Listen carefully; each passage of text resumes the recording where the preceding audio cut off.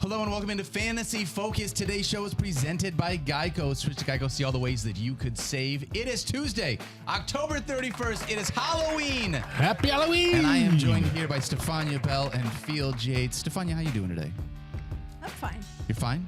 I'm just fine. You ready for Halloween? I had enough scariness in my life on Sunday. Wow. All right. By the way, Daniel, just a quick temperature check. Like approximately how many degrees was it out this morning in Connecticut when you woke up? Like 38. Okay. Yeah, I think that might be generous. Yeah, it was very chilly. It might have been more like 28. It was very chilly. I'm wearing a sweatshirt right now. Mm-hmm. And I thought about having an overcoat over this sweatshirt because it's freezing in Connecticut right now. It is. Meanwhile, Stephania got the gun show going right now. Sleeveless. Stephania, how do you do this?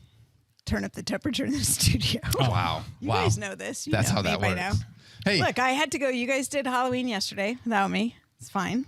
But, so I at now we least gotta had to do go this. with like the color scheme. Okay. Okay. All right. That Daniel makes a and lot I of failed sense. in that regard. What else is new? I'm really excited actually about tonight. Do you guys, Stephania, do you give out full-size candy bars? I would assume being Starfon, you give out full-size candy bars. Full-size candy bars. But we leave because Rico, it's too traumatizing. People come to the door. Plus the neighborhood, like the kids are cute. You want to go out and see what everybody's Exactly. doing. We have a good neighborhood Halloween situation. we went out and we got a bunch of candy. So my son is 19 years old and I love Manny, but like he doesn't hide away from sharing his feelings when there's something that mom and I have done that's very boomerish. Apparently, we bought a bunch of boomer candy that we did not realize. Where he was like, "Why are you buying Laffy Taffy? What's the point of?" You realize that Laffy Taffy is not something children want nowadays, and so now I feel like I've got to make sure that like I'm living up to my son's expectations. Yeah, you better get back to the store. Yes, you can get it on discount now. I think so. Hurry up. That actually is a good call though, because like I think we all have. It seems to me that there's a fairly close to universal acceptance of the best Halloween candies. Like the short list, I would say, is probably led by Reese's Peanut Butter Cups. Absolutely. Those are always good. It seems like You that's can almost, stop right there. special. Yes. Yeah, right. So like, what else is there? I would argue that that's the end of the list as well. But you have a couple of Milky Way stands, and there are people that love Snickers. People Some of the old faithfuls, right? But there are also some candies that when you come across them at a house, I hope that you're polite enough to at least knock on the door and say trick or treat. But once they offer you said candy, you just turn around and you say, something, I've got a dentist appointment tomorrow. I'm going to pass on this one. And the number one, the absolute number one candy that you pass on when it's shared your way on Halloween. There's no debate on this one. Uh-oh. I might have a debate, but let's see what yours is, Field Yates. That I see regularly. I'm not talking about some obscure candy that you only see like once every 10 years. Whoppers. Who likes Whoppers? You don't like Whoppers? I like Whoppers. What is wrong with you guys? Whoppers? They come in the little little box and everything like that? Box. Yeah, kind of like Milk Duds would come in a box. Exactly. Yeah. No, Whoppers. Don't like it. Not your No. thing. Give me all the Whoppers that Sure, Kinley take picks 'em. up. All right, so what's Bring 'em your in. candy that you hate, Stephania, when you see it? Was you like, I'm out on this one? I'm not a fan of the fruit candy. Like, I'll enjoy a Starburst, but I don't want hard candy. Like, Okay, I'm not a hard Hard candy. candy's a boomer thing, too. When I was growing up, there was So no always Laffy the one Taffy, house okay. that gave out apples. I was like, no. No, I got come on. a Again, here's the thing. raisin boxes. Right. There was That's a big actually, no. so No raisin box. I'm here to tell you right now. Even if you're the dentist in the neighborhood, do Don't not do it. give Don't out do it. raisin Right. boxes. I That is actually- just, that you're asking for trouble later if you do that. we had someone in our neighborhood last year give out apples. That person's now in prison, but last year it was just disgusting. I mean, it was offensive. Yeah. An apple. Pixie sticks. Do they still do that? I think they do. We used to get I think they do. field, Okay. I'm out on No, I banana. know Pixie Sticks. Banana Laffy Taffy is my least favorite of them. Of the Laffy Taffies? Of the I would Laffy agree. Taffy. Yeah. So, I like, I'm like the out on that. Laffy Taffy. I wouldn't object You've to got getting weird that. taste in candy, apparently. Whoppers and Laffy Taffy? Did I say Reese's was number one? You did. No, that's true. Okay, all right. I But mean, that's accepted by everybody. but I mean, if you're a sweet, you're probably going to make it in my book. I think you're a Unless you're a connoisseur hard candy. of the Then sweets, goodbye. Stephania. That is why. I'm not a big Nico wafer fan for what it's worth either.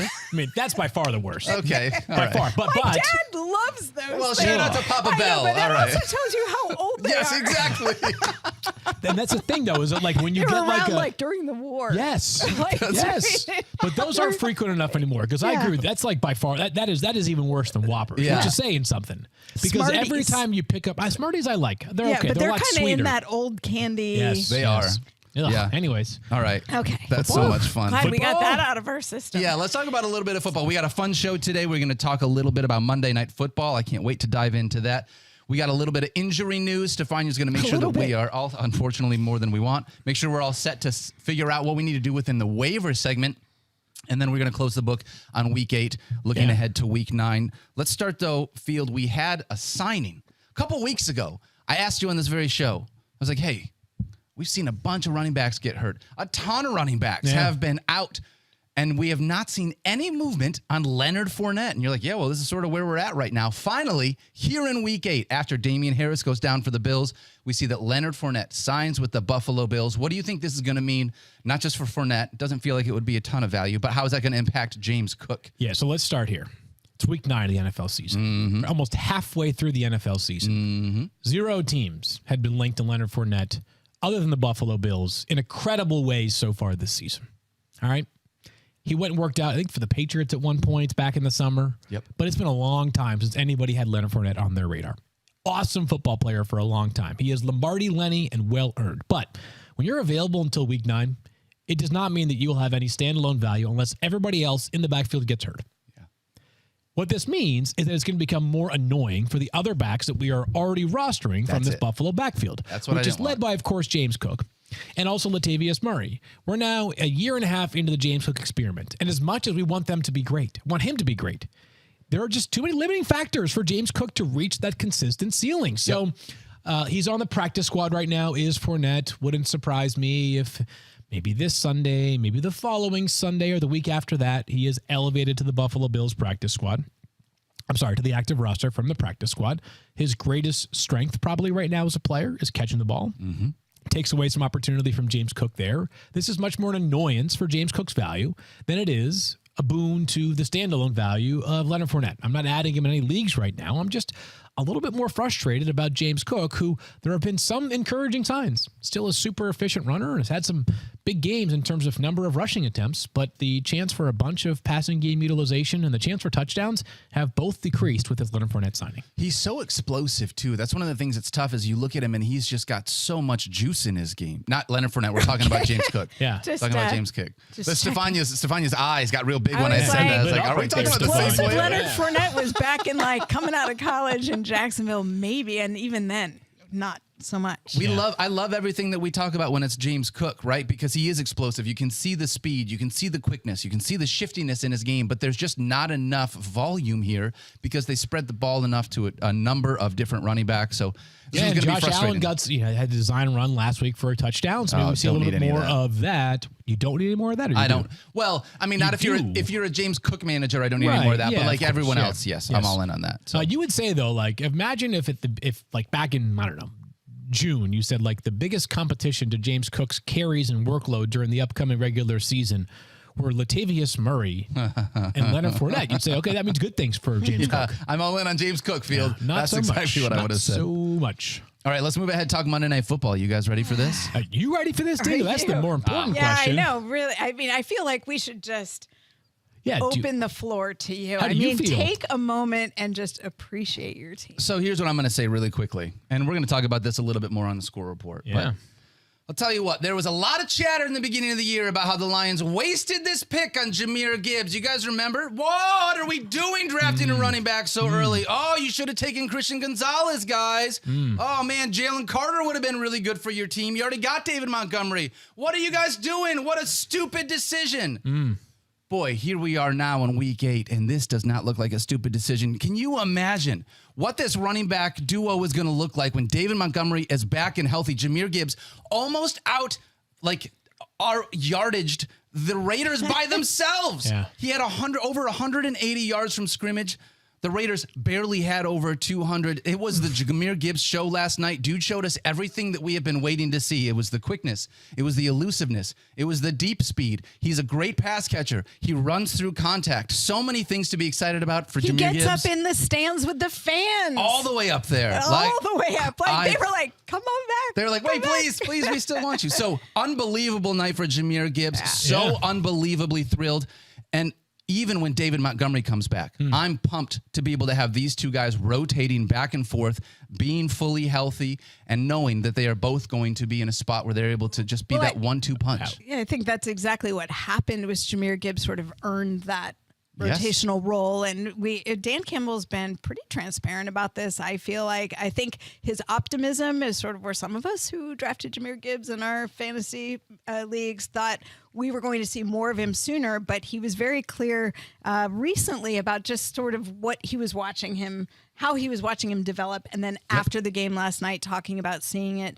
And look, running backs, you can't necessarily, you have a pair that you can rotate as long as the pair is healthy. Yeah. But we know that that's not necessarily always the case. So he can clearly handle the load if it's required of him without David Montgomery, who, by the way, just to update, rib cartilage injury. Now that the Lions have a bye in week 9, there's a chance he comes back in week 10, but he hasn't practiced at all yet. So we won't really know until we get past the bye week. Here's what I think we know right now is that when one of the two is available, you've got a top 5 fantasy running back. Yep. They get the job done in different ways. Gibbs, the more explosive and better pass catcher. David Montgomery, who can handle even more carries than Jahmyr Gibbs, who had 26 last night, by the way. But David Montgomery can consistently push for 30 carries. The question that I think people are now asking is, what does it look like when both of them are back on the field? Obviously, when they had the two of them early on in the season, it did not slow David Montgomery down at all. The guy was consistently mashing. The problem was it totally suppressed the ceiling of Jahmyr Gibbs. Have the past 2 weeks, and potentially another game if David Montgomery is not available in week 10, will that be enough for the Lions to say timeshare upon his return? Because if it's more like a 50-50 split, as opposed to one clear-cut starter and one clear-cut change of pace, then we're talking about probably two top 20-ish backs, but neither of them would be a top 5 play in a given week. That, to me, is what we're going to have to find out once David Montgomery returns. And my instinct would be that Jahmyr Gibbs is going to play a whole lot once David Montgomery returns, because in an offense that is, of course, very good, but still maybe a playmaker or two short consistently, that playmaker or two wrapped into one could be Jahmyr Gibbs. Yes, I'm totally with you on that. I said to start the season, just like last year, these Detroit Lions had 2 top 25 running backs. I said that again coming into this season. They're going to have 2 top 25 running backs again this year. They did this, by the way, with 3 rotational linemen. We only had our 2 right tackle, a right tackle and our left tackle. That was it. But we had a backup right guard, a backup center, and a backup left guard out there, and we still dominated. By the way, Craig Reynolds looked fantastic as well. Not the only one that looked great out of the backfield. Week 10. Yeah. Against the Chargers. I cannot wait. Hey, this was great. We needed this to be able to get healthy. That's what we need, all that. Now, quickly, the rest of the Detroit Lions. Jared Goff was fine. Not great for fantasy for what we needed, but to be able to run this Lions offense, it was great. The reason why it was okay with me is because he got both Amon-Ra St. Brown and Sam Laporta involved for us fantasy managers. Those 2 guys looked fantastic. It is such an easy tree to figure out who you want to start here for this Lions offense, because Sam Laporta is locked in at the tight end position. Amon-Ra St. Brown is a top 10 wide receiver. And right now we got 2 really good running backs once David Montgomery comes back. These Lions are very exciting to be able to watch on the other side of the football. I was just going to say props to Amon-Ra St. Brown. Everyone who has him Fighting in fantasy, super appreciated. He just got added to the injury report on Sunday. Yes. With an illness. Didn't look ill to me last night. No, he did not. Really good. This Raiders offense looked ill to me last night. It did. And you know something, I was thinking about this this morning and then reflecting on the game, even when watching it last night, is we've spent a lot of time on this show. We're not alone in this regard by any stretch. Keeping a certain energy about the way in which the Atlanta Falcons rely upon and utilize their players who are high pedigree. Yep. Let's be clear. Davante Adams is more accomplished and a better player than anybody that the Falcons have on their roster. But those guys, 4th, 8th, and 7th overall picks, certainly in the case of Kyle Pitts and Drake London especially, have been underutilized. And it dawned on me this morning as Davante Adams now has 142 receiving yards over the past 4 games. Wow. 4. 142 receiving yards, 0 touchdowns for Davante Adams. He had 1 catch for 11 yards last night. That we need to keep the same energy about how he is being utilized and relied upon for the Las Vegas Raiders. Wide receiver 61 over that span field. Wide receiver 61 over the past 4 games. Well, we might be talking a little differently about him last night if he'd had a couple. There were 2 opportunities for big plays with touchdowns where it was thrown poorly. Yeah, well, so definitely the quarterback play has been concerning. That stretched over multiple quarterbacks, but Like at the end of the day, you make a guy the highest paid receiver in NFL history for a moment until the Tyreek Hill deal got done. And this is what you're getting out of him over the course of 4 games. Like, I get it. Quarterback play is going to be a part of it as well, no doubt. And I'm not absolving the quarterbacks of their responsibility in this matter.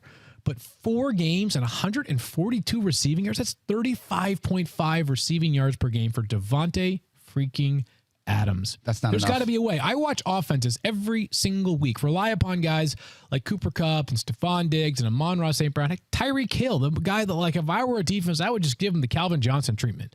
Every single week, these guys produce and show up. You cannot do this with Davante Adams. Nope. And by the way, this one stretched to Jacoby Myers again last night.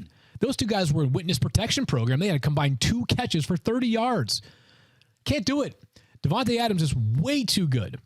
And this offense is way too bad. Like if the Raiders were going off, maybe the conversation would have a slightly different tenor to it.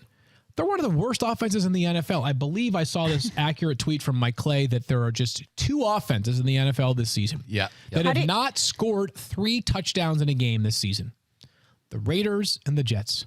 Chew on that one for a second. And just imagine an offense with Davante Adams and Josh Jacobs by himself. Like, he's a one. Yeah, of course. Right. Like, you've got Josh Jacobs, Davante Adams. By the way, every time I watch Michael Mayer, their 2nd round pick, I think he should be playing more as well. The tight end. And He's a stud. Myers proved himself last year. Oh, it's my not gosh. Like he's He a looks slouch great. either. Yeah, Myers a good player. He got $36 million this offseason. He's a legit player too. Like, I just can't get it. The energy needs to be. We need to have the same energy for the Raiders. And so, what are you going to do about it right now? As far as fantasy is concerned, Davante Adams is way too freaking good for me to ever bench Davante Adams. He's going to be inside my top 20 of wide receivers again this week. But think about that. He's going to be inside my top 20, inside my top 15. I think I have him as wide receiver 9 in my initial week 9 ranks. Okay. Davante Adams should not be a player that we're talking about as he's likely inside my top 15. It should be, is he wide receiver 3? Is he wide receiver 4? That's how good he is. It's very frustrating right now. And I don't think this is a Davante Adams issue.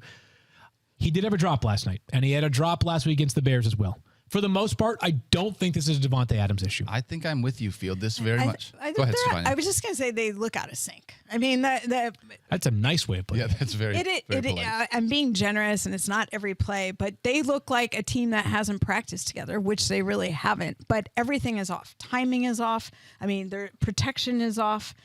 Jimmy Garoppolo's throwing is off. Their utilization of their pass catchers is off. Like, it's across the board systemic. It's not like there's one problem for them to fix. But imagine if you're the Raiders defense and you're feeling the same way we are about what you're seeing on the offense. I mean, their defense, I give them a lot of credit for how they played last night. On the but field at the a end, ton. were they just not exhausted? Yes. Because when Detroit started to pull away, that game was close for a while. That game, they were still within reach. And then the defense was like, Uncle. Like, we've been out here so long.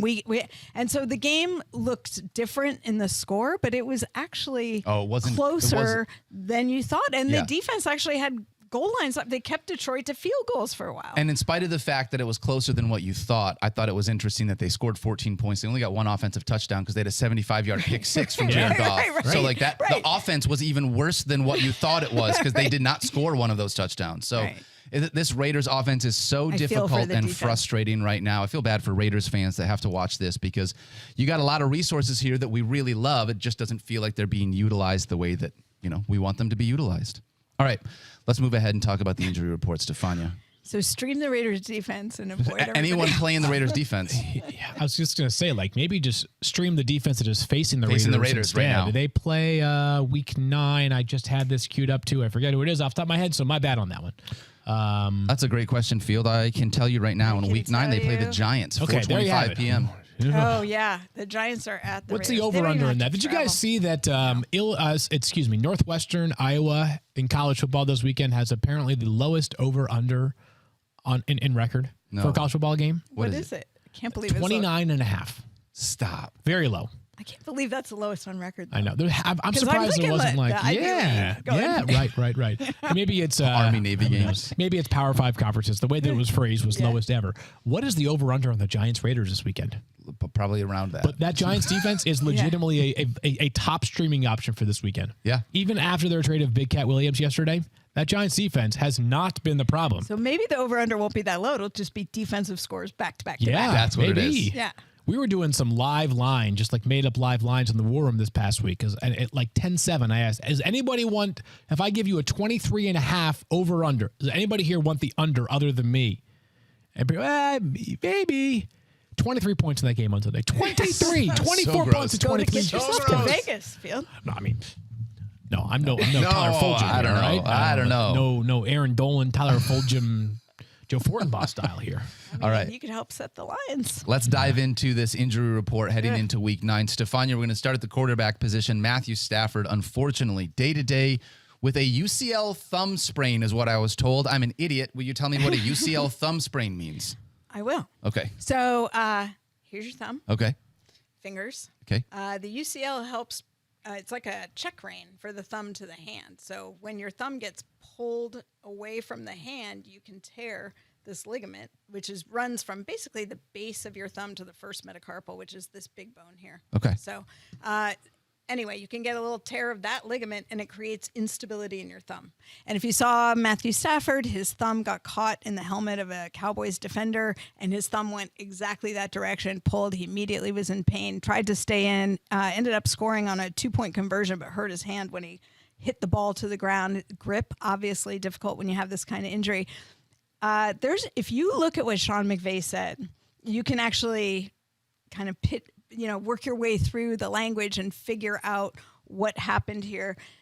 Matthew Stafford had a thumb injury when he came to the Rams. Daniel, you might be the only one that remembers this. I do remember it. Do you remember that he had surgery in the offseason before he played that first season? I do remember that. Yes. Yep. So he played the back half of his final season with the Lions with a torn UCL, which again, just put that in the Matthew Stafford Hall of Fame list of playing through injuries.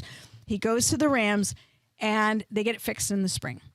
And so it really went under the radar because he came into the season with no restrictions, as you would expect given the nature of how the repair for this works. It also so happens that the Rams hand consultant is one of the premier hand experts in the world who's operated on Drew Brees and Russell Wilson and a number of others. And so I know that when he repairs UCL, he uses this internal brace. Same kind of structure that we talk about with Brock Purdy in the elbow. That is an incredibly strong construct at the thumb. We don't see it get injured often, but when you have the kind of forces that you have in the NFL, who is to know? When it came back that Matthew Stafford had no issues on his scans, there was no reported fracture, they're calling him day-to-day, it means everything held up. Okay. So that is a great test case for this to say, hey, everything held up from that repair he had back in 2021 to today. And now he's literally day to day with that means resolving swelling, resolving pain, able to grip the ball. Looking at the Rams schedule, they play this week and then they have a bye. It's going to be tough for him to be football ready as much as he wants to play through. You got to be worried about controlling the football and protecting the football. I wouldn't be surprised if he misses this week and comes back after the bye.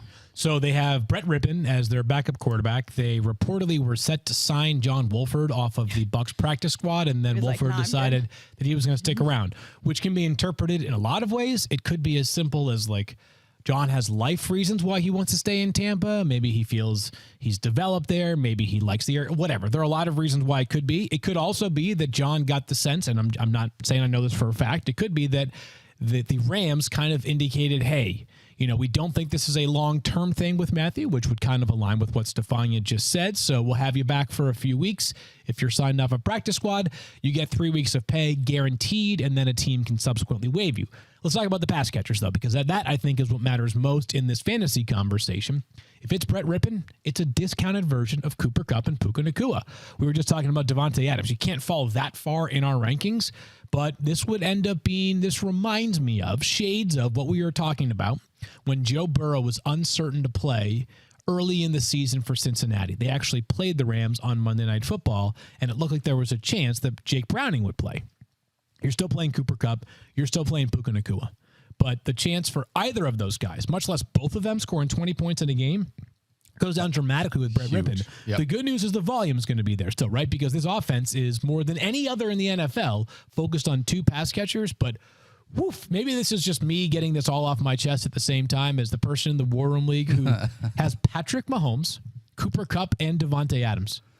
Yikes. I woke up this morning is coming so from. salty. All right. Maybe this is me projecting my Cooper Kupp and Devontae Adams frustrations out into the air at the same get time. It out, Phil. Get it out, right? Yeah. But you are not like without those two, without Matthew Stafford, like it's a very less certain outlook. You are banking strictly on the fact that the volume should be excellent for Cooper Kupp, and you hope that with a full week of practice, Brett Rippon, if he does in fact start, at least has a bit more confidence. But we'll also keep an eye out as to whether they add a third quarterback this week, which would seem to be another sign that Matthew Stafford could be uncertain for week 9. And they play the Packers. They're at the They Packers. do. I don't know what to make of that defense anymore, by Right. the way. Like, I think they have some really good pieces. I think they've had moments where they played really well, and they have moments in which the defense has kind of kept them in games. But when the offense is anchoring you so much, like the Packers offense is, as we saw last night with the Raiders, like the defense might be good for a half, but if the other team's putting up points or you're not putting up points yourself, that defense might eventually regress. So it's not the matchup necessarily scares me.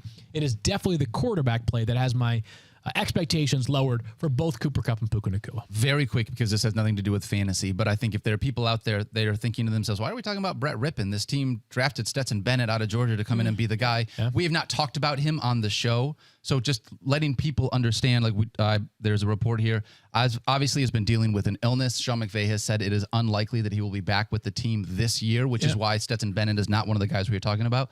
Just in case you were curious why we are talking about Brett Rippon instead being the guy that is replacing Matthew Stafford. Let's move ahead and talk about Kenny Pickett. Stephania had a rib injury, left the game late in the first half. What can you tell us about Kenny? Yeah, if you saw it, he looked to be in a great deal of pain, hard hit late in the second quarter, and left ultimately, didn't come back. And Mike Tomlin yesterday saying that it could come down to a game day type decision. They play on Thursday night, so it's a short recovery window. But Tomlin said the door, quote, is definitely ajar. So I think this is going to be a pain tolerance issue and functionality. Can he play effectively despite having suffered a rib injury just 4 days prior? And I think we talked about this yesterday, Field. Even if he is out, the idea that at least it's Mitchell Trubisky behind him makes me feel a lot more confident in this offense and these pass catchers, because Kenny Pickett has not looked good up until this point. And you know, as crazy as this sounds, and I am not starting Mitchell Trubisky in any leagues by design this week. Sure. But let me tell you this. By design. Let me tell you this. I love that. 4 teams on a bye. Yep. And some bad quarterbacks on the field this week. I bet you Mitch Trubisky will be started in some leagues this week that you are playing in. I know that sounds crazy, but you've got, think about if you have no Deshaun Watson, you'd have PJ Walker against Clayton Tune. You might have Tommy DeVito against Jimmy Garoppolo. You want any part of that one right now? Nope. I mean, think about some of the quarterbacks. Zach Wilson. Look up the bios on these guys. Who are these people you're talking about? We will discuss this a whole lot more tomorrow when we dive into our full week 9 initial look. The theme of week 9 as it pertains to quarterbacks is it goes from good to ugly very quickly. That drop-off is precipitous, and it happens a lot earlier in our rankings than it normally does. 4 guys that would have been in the middle of those rankings: Jared Goff, Brock Purdy, Russell Wilson, and Trevor Lawrence, all on a bye. Right. 4 guys. Last week, 25% of the starting, in week 8, when everybody was playing, 25% of the starting quarterbacks were backups. Wow. Right. And Jared then that Hall number increased during the course of the week. So when you take away 4 teams, I'm really curious. I haven't done the math yet, but it's got to be more than a quarter of the league. I mean, I'm telling you, there's 9 quarterbacks I feel good about this week. It's really bad. 9 might be a lot, really too. Bad. It's more like 7 to me. Yeah. So that means somebody in every league, if you're talking about a 10-team league, we'll be starting somebody that they're like, I'm not going to look. I'm just going to plug it in and look away. Do it. Yeah. Yes. Yep. All right. Speaking of quarterbacks, though, Stephania, we got options if you want to run out and potentially grab Kyler Murray. Tell us about his potential return. Well, a little weird in terms of the language that's coming out of Arizona, but let's just start with Kyler Murray coming back from his ACL injury and obviously was put in the practice windows. They had 21 days to activate him. Doesn't mean they have to play him right away once he's activated, but it means he takes up a spot on the active roster, but apparently looks good. And it's always the same story with guys coming off ACL. How do they feel when they're out doing football activity? Are they ready to take on opposing defenses, not the ones they face in practice that aren't going to touch them, but people who are really trying to chase them down and tackle them to the ground? And with Kyler Murray being a runner, it's probably going to take a little longer for him to look like pre-injury Kyler Murray. That being said, he is getting close to a return, and you get the vibe from Arizona they feel that way. Now, it sounded like a lot of us talking in the background really felt like Week 10 would be when we would see Kyler Murray, and I still kind of feel that way. Week 10, they face Atlanta. Felt like a good way for him to get off the ground as opposed to Week 9, where they face Cleveland. Very tough defense. Might not be where you want to reintroduce Kyler Murray to full contact football. That being said, Field, you just referenced it. Clayton Tune. Clayton Tune starting, baby. Yeah, I was surprised that they are not going back to Josh Dobbs for this upcoming weekend. My first instinct was maybe they have a trade in the offing for Josh Dobbs to some other team by the deadline today at 4 p.m. If you're listening to this show after 4 p.m. Eastern time, you either know that was a very dumb comment by me or a very prescient comment by me. But I was surprised. I mean, the only logical thought that I had was that they want to get some sort of exposure of Clayton Tune. They are expecting Kyler Murray back in Week 10. So this is their one window chance to see him in action prior to Kyler's return. But we'll talk more about Kyler in just a few minutes during the waiver wire section. Yes, we will. Also, speaking of this, the Cardinals currently have the first overall pick in the 2024 NFL draft. That's going to be a decision they're going to have to make as to what they want to do there. All right, Stephania, another quarterback. Apparently, we're just talking about quarterbacks here. Yeah. Daniel Jones. This one might just gave you the stats for how everybody. They're all hurt, right? Daniel Jones. Yeah. This one's a little bit more positive, though. Cleared to return, has been dealing with a neck injury. How you feeling about Daniel Jones in Week 9? Iffy, in the sense, like, let's be honest, we think he's going to play, but how is he going to look when he plays? This is a neck injury that he's been dealing with for several weeks. The story with last week was that it was already decided he was not going to start. He wasn't cleared for contact until Sunday when he had a doctor's visit that then allowed him to be cleared for contact. So people wondering a little bit on the timing of that. But we knew he was doing some activity, but just not ready to be out on a football field. And I think it's legitimate. I mean, a neck injury, he's had this before. It sounded like disc nervy because he was getting spread of pain from his neck down to his shoulder. And the team wants to be cautious with that, and I understand it. But what's he going to look like when he returns? Are we getting Daniel Jones that we had before injury? Do we have any better protection for him? Or are we going to see the same things we saw before? Tyrod Taylor, remember, left and went to the hospital and was actually kept overnight at the hospital with a rib injury himself. So I do expect Daniel Jones back, but if I'm being honest, I don't know what to expect in terms of when we see him on the field. So another reason why I'm telling you there's like 9 quarterbacks that I want to start. Not a lot, unfortunately. All right, and it's his teammate too, a guy that we got to talk about. Darren Waller has another dreaded hamstring injury. Recidivism here on these hamstrings, Stephania. Listen to you. I am so proud. Thanks, guys. Wow. Thank you, guys. Thank appreciate you. it. Like, I mean, not only you listen. I tried. Don't just download. Not just a pretty face. Okay.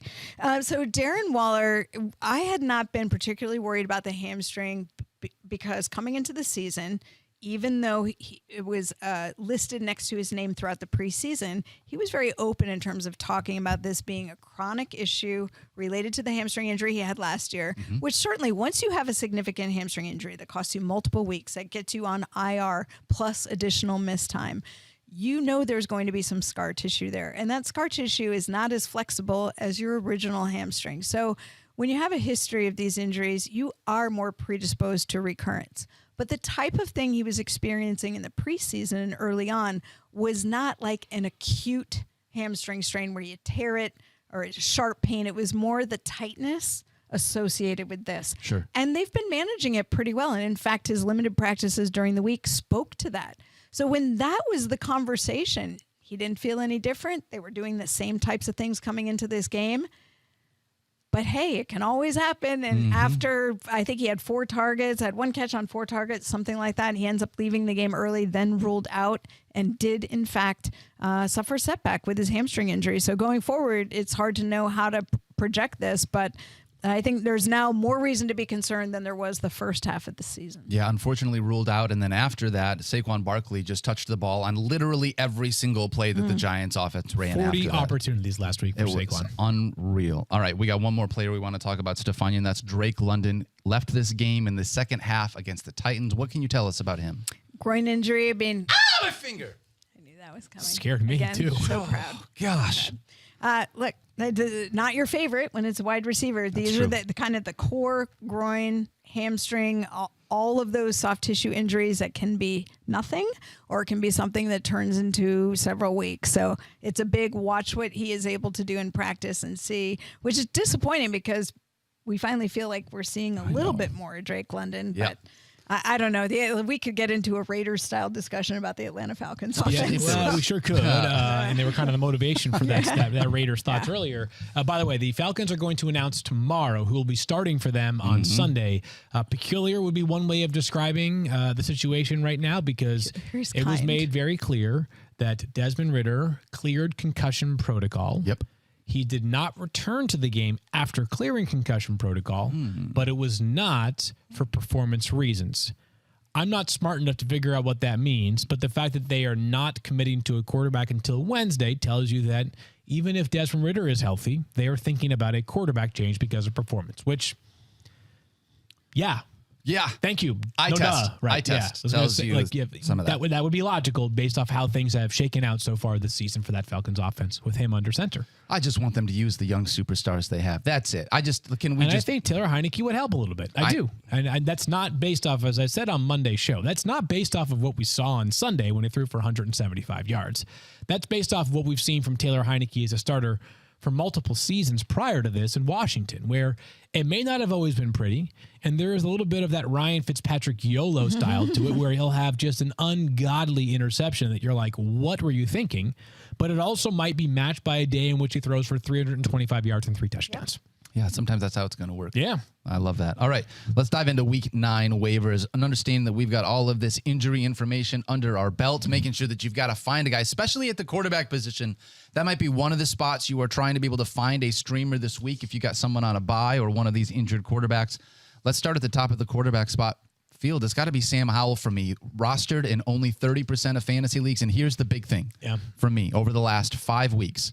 It's his pass attempts. He is throwing the ball so much, 41 attempts, 51 attempts, only 23 against Atlanta, but he had that 3-touchdown, 150-yard game there. Then 42 attempts against the Giants and 52 attempts against Philly. It doesn't always look good, but when you have a quarterback that you need as a streamer that is throwing the ball that much, it just gives you more opportunities here within this Commanders offense. It does. It certainly does. So let's talk. I agree with you that for week 9, he is my favorite of the available quarterbacks to consider. So he will be right around like quarterback 12 or 13 for me this week. And if you're saying, well, if you like him so much, then why is he still quarterback 12 or 13 in a week in which you don't necessarily like the quarterback board?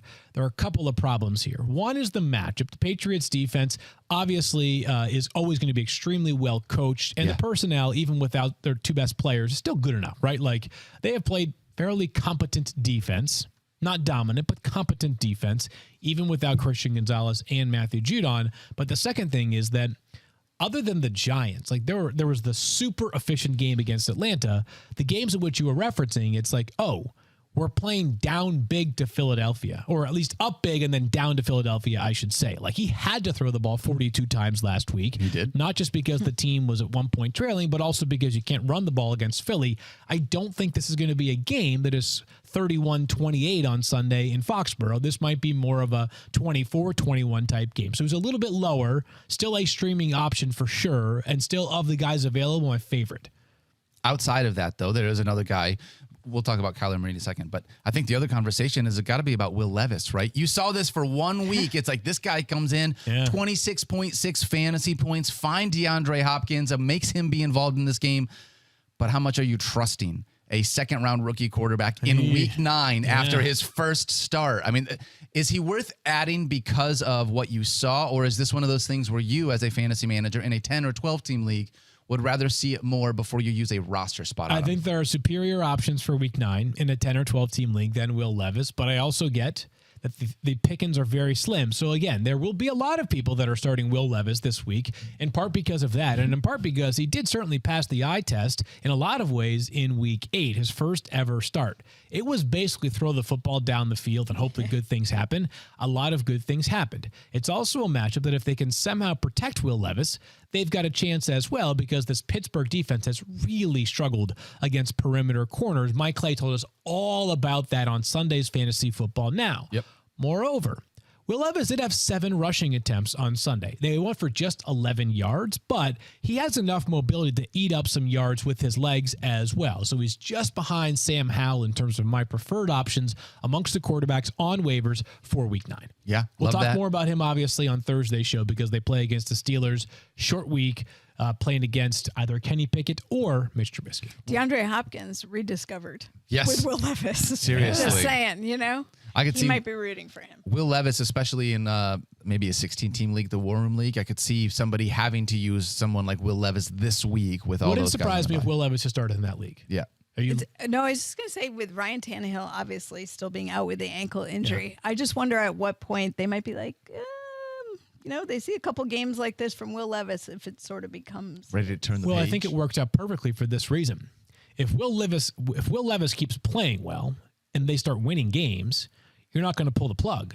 Right. If Will Levis does not play that well and they lose games, you say to yourself, wouldn't it be more valuable for us to continue to evaluate Will for the remaining 5-6 games of the season? Yeah. As opposed to bringing Ryan Tannehill back to make a push to go like 7-10? That to me would not make a whole lot of sense. So wouldn't stun me if this is a fairly prolonged stretch here for Will Levis under center. While you're trying to figure out this Titans quarterback situation, can you figure out what the Cardinals are going to do with Kyler Murray as well, Phil? Because they got to bring him back for a reason. Yeah, I think Stephania was on the spot there. Week 10 seems to be the, I wouldn't call it a deadline, but it seems to be the target date here for Kyler Murray to make his season debut. And, there was a time maybe like 4 or 5 weeks ago, and it felt like things were largely going well for quite a few quarterbacks. We still had Anthony Richardson on the field, and guys were performing a bit better, or it was early enough in the year, which you told yourself, like, someone like Trevor Lawrence is going to figure it out, right? Right. Deshaun Watson's going to figure it out,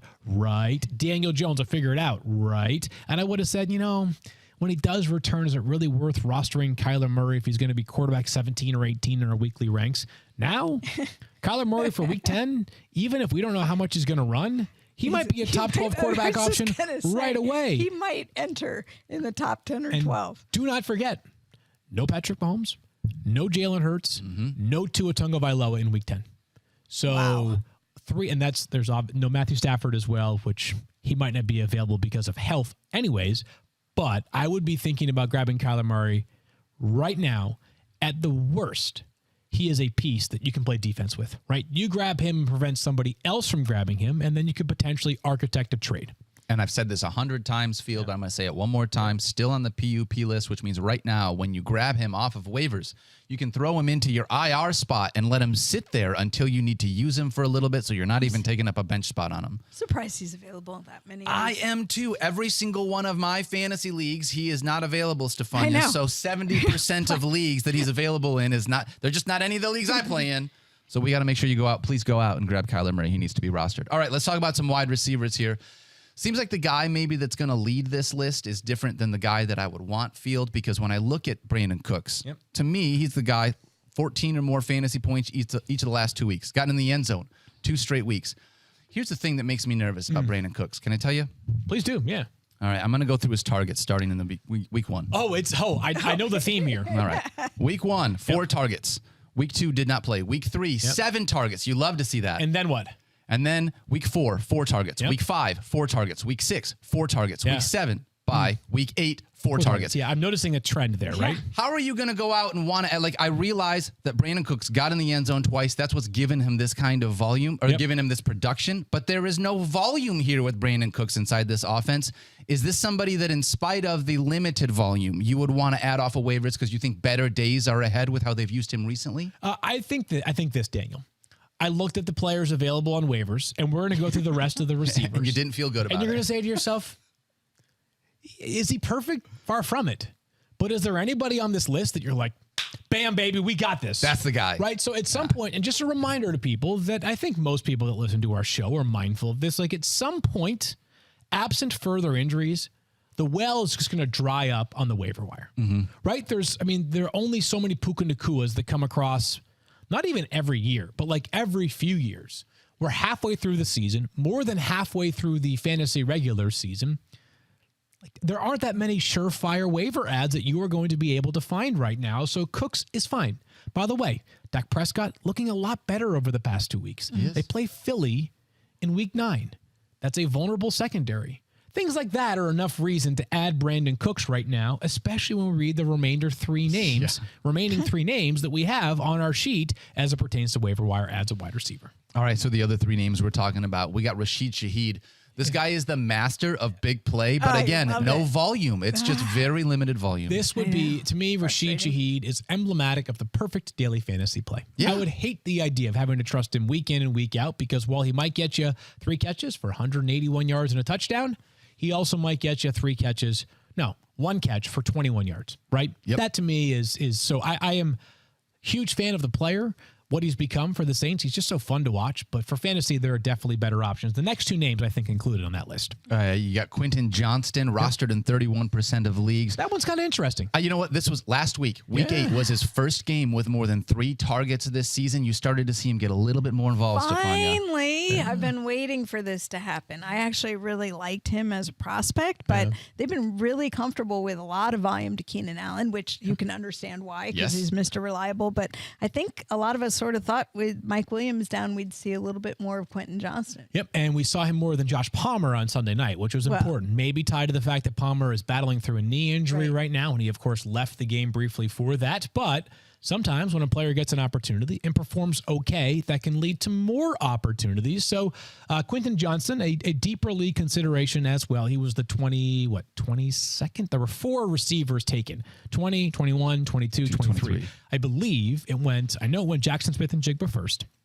Then I believe it went 21 Quentin Johnston, 22 Zay Flowers, 23 Jordan Addison. So a 21st overall pick, a worthwhile waiver ad. But maybe not as much as the next guy on our list, Daniel. Yeah, you've been talking about him. Pop Douglas. Yeah. Why do we call him Pop? Do you know where that nickname came from? Don't know where the nickname came from. I don't know, but it sounds like old school football, and I just want to trust him because his name is Pop Douglas. You're right. Yeah. So Pop has been the Patriots obviously are very short on receivers. And they lost Kendrick Bourne out for to the year now because of an ACL. Yeah. So very sad. Former 49er. Douglas, going into free agency. You hate to see that for a player. Hopefully he still gets paid somewhere. But the Patriots obviously have a very notable track record of not drafting receivers well for the past decade. Pop Douglas looks the part. You watch the games. It's not simply, I don't think I simply like Pop Douglas because he leads the Patriots in receiver snaps last week. It's because he looks like a pretty darn good player. And for an offense that is looking for answers, they need to get the football to this player more. Yep. So in a deeper league, certainly a consideration. Touchdown equity is going to be hard for him to come by. I don't know if he scored a touchdown yet this season, but I like Pop Douglas enough that if you're looking for the chance to see a weekly target share, how about a weekly target count that goes like between 6 and 8? I think Pop Douglas fits the bill. I do. At that point, if you need somebody there, like it feels a little less exciting field because adding a guy like Pop Douglas off of a Patriots team that is struggling doesn't feel quite as exciting, right? But you're talking about opportunity within this offense. And by the way, their schedule softens up a little bit defensively. I've talked about this, I think, in recent weeks. Like the Jets and the Patriots are due to not play a top 5 defense for like this, I don't know, like the 9th consecutive week, it feels like. Yep. Which is not possible, actually, but you get the point. I get what you're saying. Let's talk about some running backs. Chuba Hubbard rostered in 43% of leagues. Field Yates. Yep. Here's the thing that's been great about Chuba Hubbard. Yeah. It's just volume. Yeah, I mean, that's the only thing that's really felt great, if you ask me, about Chuba Hubbard. Last couple of weeks, 14 carries, 2 touches. Then against Detroit, 9-1. Not what you wanted. Against Miami, 9 carries, 1 reception. Then against Houston, 15 carries, 2 receptions. He's getting work here in this backfield. He has been a guy that at least has been involved within this, and he's at least a little bit of a pass catcher. If you need a running back, I guess you can look at Chuba Hubbard. The problem for me is there's nobody on this waiver wire list at running back that you want to add this week. So we are not contractually obligated to discuss a waiver wire segment surrounding running backs every week, but it feels like you kind of have a responsibility to do so, and there are just so few options right now. So yes, Chuba Hubbard, who here is the logic that I will use. He is now the starting running back for a team. There you go. Miles Sanders is no mas. He is 3rd string. It's the Chuba Hubbard show. Now, how much value does that have? How much value did Miles Sanders have when he was the clear-cut starter in Carolina? The answer is not much. So I would say that Chuba Hubbard has a chance to be a flex option, especially when we hit weeks like next week. Sure. And this week as well. Sure. And you've got 4 teams on a bye. And we do have another week coming around the corner with 6 teams on a bye. Yeah. Yep. And Carolina's already had theirs, so you have potentially the remaining, 10 weeks, including this one, for Chuba Hubbard to be available for 10 more weeks. Okay. I like that. Yeah. I was just looking at Miles Sanders' fantasy point production. Stephania, why would you do that? 2 points this past week? Well, it was 0. Oh, 0. Yeah. Okay. I thought he got 1 carry for 2 yards. He had 2 carries for 0 yards. I mean, he's done. Toast. Yeah. Bye-bye. But I mean, so 13.8 fantasy points week 1, then 7.7, then 17.2 week 3. So you're starting to think, look, Starting to people feel good. drafted him as a starting running the back. volume was great, too. Yeah. Yep. And then 6.2 fantasy points, 3.2 fantasy points against your Detroit Lions. Then he gets hurt again with a shoulder injury, doesn't play by, and then 0. So definitely, it's bizarre. They brought him there to the fanfare of you expected him to be the starting him good guy. money. And, yeah. It wasn't $1 million Until the deal Jonathan for a year. Taylor deal, it was the best running back contract probably of the offseason. 4 years, $25 million, with like 13.5 guaranteed. Wow. Wow. Yikes. On that note, and we do not have this guy on our list, I just want to mention him really quickly. Jeff Wilson Jr. rostered in under 50% of leagues. When does Devon Achane come back as a part of this? Week 11 is Week eligible. 11. And they have a bye in week 10. So you're So, talking about one more one week of Jeff Wilson Jr. Wilson. Are you going to play him based off what you've seen so far? Don't Probably think so. not. I thought he'd get more run this past too. week. I was Yep. a little surprised. All right. Last one here. Leonard Fournette field? I think we can pass on this one. Okay. All right. That's one of those things. Like even in the, like Lenny. if you're in like a Which version of Lenny are we getting? week 1, probably not the version that we It want. feels like just insurance for them. Let's talk tight ends then, because I feel like there's one guy that it seems obvious to me, especially after this week. Although now I got a question at the quarterback position. Trey McBride looked fantastic for the Cardinals this week. Do we think that Clayton Tune is going to be able to find him in the same way that Josh Dobbs was? I would probably have a little bit less confidence, even though Josh Dobbs is not some like Joe Montana back there. But what I do love is 14 targets. And if Kyler Murray is expected back potentially in week 10, I mean, that right there is certainly an upgrade over Josh Dobbs as a player. So I think Trey McBride needs to be added in a bunch of leagues. I've got him as a top 10 tight end for week 9. Now, part of that is, of course, the depth of the position has not been particularly impressive at all once again this season. But Zach Ertz is out for at least 3 more games. Trey McBride is getting all the targets at that tight end spot. Yep. Absolutely an ad right now. One more reminder for those that didn't listen yesterday. He won the Mackey Award, which is given every year to the best tight end in college football 2 years ago while at Colorado State. How about Taysom Hill? Are we in on Taysom Hill? Taysom Hill, he's him and Rashid Shaheed really are the perfect. They're like buddy cops in New Orleans. Oh my gosh, Like, they you don't are. know when it's going to happen, but when it does, you regret the fact that you're either playing against those players. Or he's on your bench. Yeah. Yes. Putting Yeah. up double-digit They're fantasy best ball points. players. Taysom Those Hill. are best. Totally. Those are best ball players. We talk about best ball very infrequently on this show, but if you play best ball, you don't have to worry about who to start or who to sit each week. Those are the leagues in which you make the late round investment in Taysom Hill or Rashid Shaheed.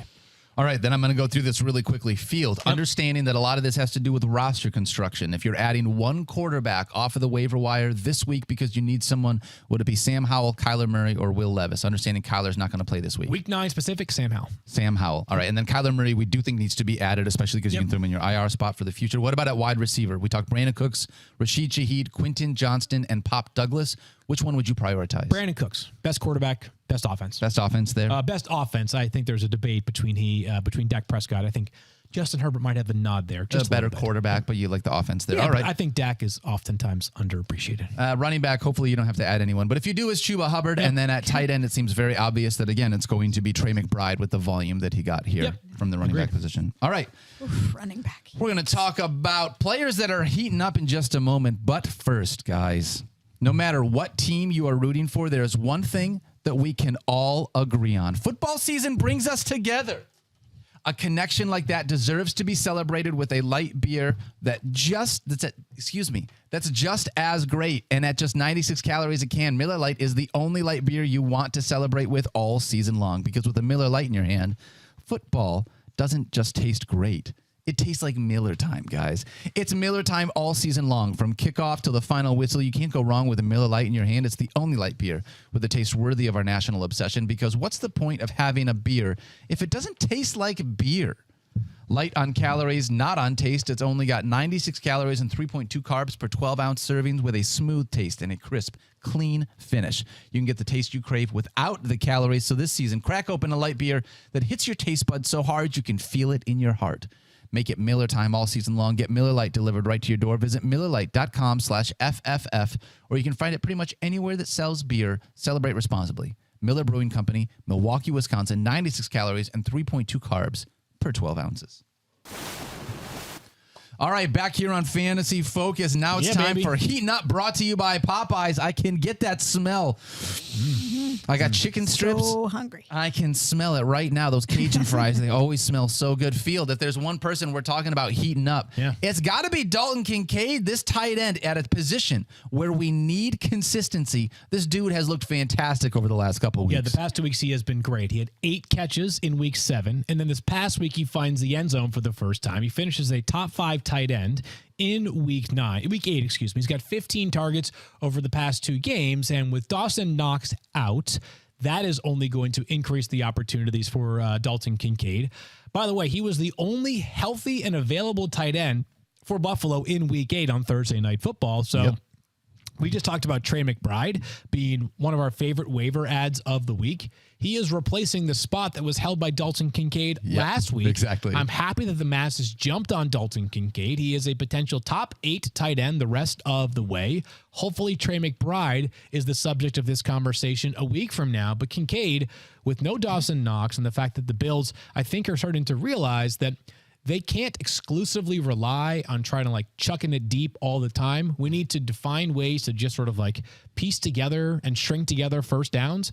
The underneath stuff's going to go to Dalton Kincaid. Super reliable, could pile up 5 to 6 catches a game for the rest of the season, or at least until Dawson Knox is back. He's got wrist surgery. He's on IR for at least 3 more games, and I say at least very intentionally. Yeah, is that a thing? Do you know with wrist surgery when I'm dealing with stuff like that? There's about 50 different combinations of wrist surgery. So we'll without continue to many monitor more it. specifics, hard to know. Dalton Kincaid, even though he's been added in enough leagues, Field and Stephania both, still available in almost 40% of ESPN leagues. I would take a look there. Yeah, go take a look. I mean, that's Just to see. I mean, if you're part of those 40% of leagues, he's as valuable as any player other than Kyler Murray on waiver wires this week. I think so too. I'm with you on that, and especially within this Bills offense, understanding the way that they like to utilize that tight end position, knowing there's only one of them now. We were wanting to find ways to just funnel into one tight end rather than 2, which it didn't come through an injury, unfortunately, Stephania, but still very excited for Dalton Kincaid being able to do this. All right, Field, help us pay some more bills before we close this one out. All right, Daniel, I would do exactly that. Sorry, let me shuffle my papers around. Geico asks, how would you love a chance to save some money on insurance? Of course you would. And when it comes to great rates on insurance, Geico can help. Like with insurance for your car, truck, motorcycle, boat, and RV. Even help with homeowners or renters coverage. Plus, add an easy-to-use mobile app, available 24-hour roadside assistance, and more. And Geico is an easy choice. Switch today and see all the ways you could save. It's easy. Simply go to geico.com or contact your local agent today. All right, back out here, and we are going to close this one up looking at a few Week 8 performances. They are trick or treat, whether or not we think they are treats that are going to continue, or they are tricks, where it's just a 1-week aberration here. Let's start with Jahan Dotson. Okay, go ahead, Field. Aberration? Aberration. Did I say aberration? Yeah. You did, No, but I knew aberration. it. Aberration. Is aberration a word? Aberration. I don't know. Yeah. Is it? Is it? Okay. Yeah. All right. Aberration is? Stop it. Hold on. Aberration is a word. Okay. Aberration is not a word. Aberration, though, is a word. Aberration is the word that you meant, and I knew what you meant. You just needed to get the A phonetically out there. Yeah. All right. Well, Jahan Dotson has 1 game where he's scored at least 20 fantasy points so far this year. Aberration or treat? Feels more like aberration. Feels more like aberration to me. Stephania, where are you at on this one with Jahan Dotson, understanding that they got New England this week? I'm encouraged by it. I say go. I think it's the treat is supposed to mean that it's a continue, which is weird because in my mind these are sort of flip flop because a treat feels like something you only get once in a while. Yeah. And I get tricked all the Gotcha. time. Oh, I see what you're saying now. I have to I get it. reverse the psychology here. Right. I'll go trick. Oh, sorry.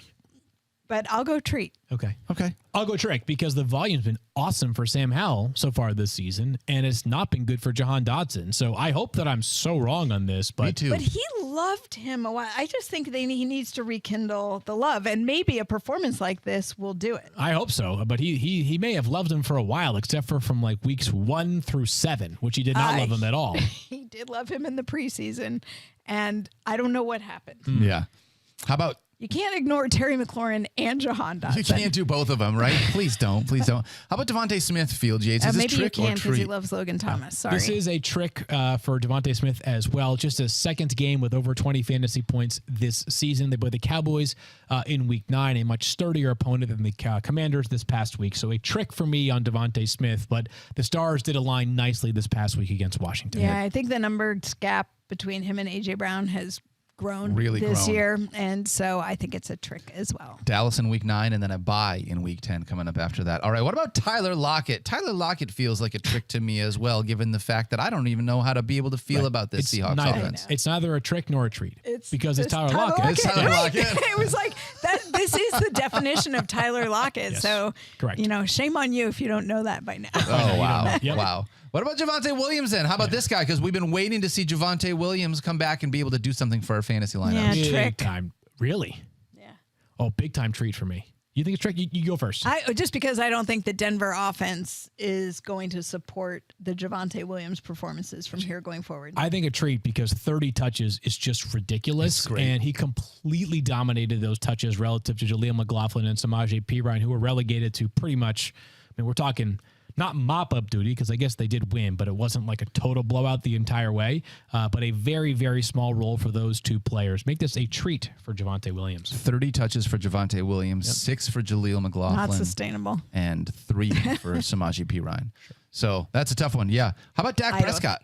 We talked about Dak Prescott. What did you weigh in on? I'm Javonte for Williams? Javonte. Yeah. I would say more treat than trick because I do like the volume. But the problem for me within this offense is that I don't think the Broncos are going to be very good. So I don't think that the whole treat thing is that it's going to continue. So you think it continues? I think I think he's going to continue to be the guy within that backfield. That to me is the That, important I part. think. Is 30 touches a game is not going to happen. But if it's 18 to 21, you take that for Javonte Williams 10 times out of 10. You're a little loose. We're playing a little loose and fast with the rules here. I think is what it is. Let's talk Dak Prescott. checking. Dak Prescott's another guy, man. Are you in on him, especially here in Week 9? Trick or treat? Treat. Week 9, love him against the Eagles. Is that because you getting some hate everyone confidence. else in Week 9? Is that why? No. I mean, it's been a good matchup, right? Sahmal just carved this Eagles defense up, right? I think this is a treat for Dak Prescott. They're playing in Philadelphia, but Dak has been playing lights out football over the past 2 weeks. This is a treat for me. Yeah, I think Dak is trending upward. I think he's direction. running more. Like he just feels like he's playing freer and looser, and that is actually better for his style of play. Yeah, I'm with you on that one. All right, and last one, we got Baker Mayfield. Threw the ball 42 times last week. Field, trick or treat? This is a treat. Now, it's specific to streaming whenever your quarterback's on a bye. But, yeah, I like Baker Mayfield. He's been solid this season. Now, part of it is the pieces around him, but Baker has, we've seen Baker have fantasy relevance in the past. It's not like he has a ton of rushing value, but a little bit sprinkled in here. The chance for touchdowns is very real. They're going to throw it a lot. I like Baker Mayfield. This is a treat to me. Yeah, I think so streaming too. option treat. He's a high volume passer. He always has been. So I think in this offense and things starting to move a little, they're a weird team in that we didn't really know what to expect, right? We didn't know what to expect from Baker. We didn't know what to expect from the receivers. Remember where people had Mike Evans ranked the start of the season? It was like nobody wanted him on a team. Yeah. And now all of a sudden it's like, oh, hey, yeah, Mike Evans, that guy. Well, Baker Mayfield's discovered him too. So, I think this is a treat. This one is taking on Houston this week, so that one will be like if you're looking for quarterbacks, and we talked about how thin the quarterback position is this week specifically, not somebody that you could potentially look at as a streaming option. All right, we're going to be back tomorrow, Field. You, me, Mike Clay. We're going to dive into a bunch of rankings. Stephania, we're going to see you back on Friday to give us a whole huge injury update, as you always do. Guys, thank you so much for hanging out with us. Have fun with Halloween tonight. Please be safe. Make sure you wear reflective vests, or you've got flashlights or something so that you're safe out there on the roads. If you're in the Northeast, make sure you wear your coat over top of your costume. No one wants to see your costume. It's going to be 40 degrees, so we need to make sure that you have your coat on. Yeah, and if somebody offers you Whoppers, take those Whoppers and then send them to the person that beat you in fantasy this past week. Say, hey, congratulations on the win. Here's a bucket of Whoppers. I'm psyched. I'm getting a bunch of Whoppers. Oh, wow. Stephania from the top row. Dang, we didn't even play each other this past week. That's so good. I know, but That was a good everybody joke. out there. That's right. That's right. All right, we love you guys. Don't forget to love each other. Take care of yourself. We'll see you tomorrow. Peace. Have fun tonight. I did have a big win in the War Room. You did? Oh, yeah? Well, War Room is the league that you honor in. You're in third place now, aren't you? I think so. Yeah. Wow. It's a 16-team league. I'm not sure if you're aware. I've never heard that, no.